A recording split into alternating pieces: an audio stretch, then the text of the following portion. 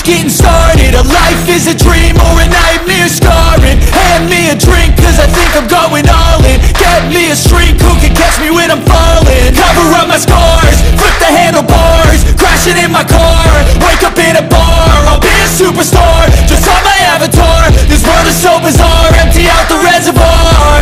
Yeah, I'm taking 6 shots, yeah, straight to the face. And I wanna get lost, I'm sick of this place. Don't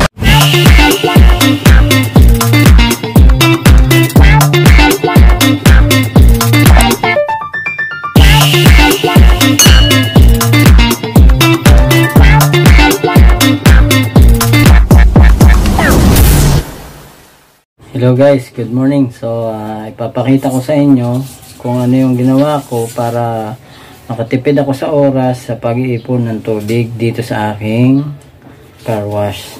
So tara guys, let's go. So guys, gumawa tayo ng paraan para makatipid tayo sa oras sa pag-iipon ng tubig sa pamamagitan ng automatic water control valve. So bumili tayo guys nun. Papakita ko sa inyo kung anong itsura. So ito siya guys. So sa paggagawa ng ganito, ang kailangan mo ay ito siya guys. Papakita ko sa inyo. So sa paggagawa ng ganon, kapag bumili ka ng ganon, ang kailangan mo ay ito.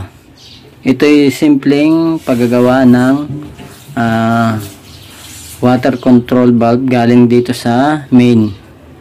So para makatipid ako sa tubig, ganun ang ginawa ko. Bumili ako noon. So mura lang naman siya. So ito ang mga kailangan guys. Bumili ako ng tea, tapos tubo.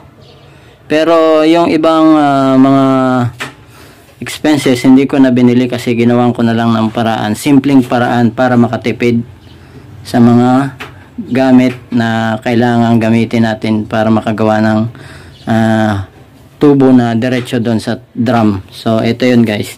Ang ginawa ko diyan sa tubo, yung inano na lang natin, yung ininit natin para siya ay bumaluktot. So ayan guys ang nangyari, oh. Ayan. So kahit ganyan yan, meron naman siyang tubig na tumalabas kasi yan naman ay diretso, wala siyang butas. So kaya ito ang naging resulta niya. Tsaka bumili nga pala ako nito, elbow. So ang sukat ng ating nitong ating tubo ay dimedya din ang sukat nitong ating T at saka nung elbow na pagmumulan ng tubig papunta sa automatic water control valve. Ito yan guys. Ayan. So ang nangyayari guys ay ganito. Kapag nabawasan ang tubig niya, automatic na siya ay tutulo. Yan guys. So, bawasan natin. So kulang pa, babawasan natin para siya tumulo.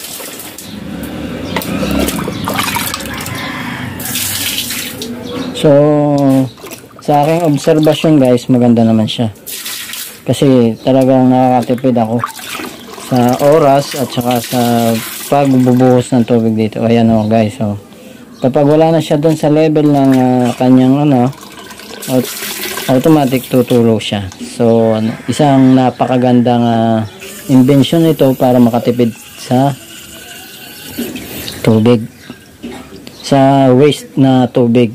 So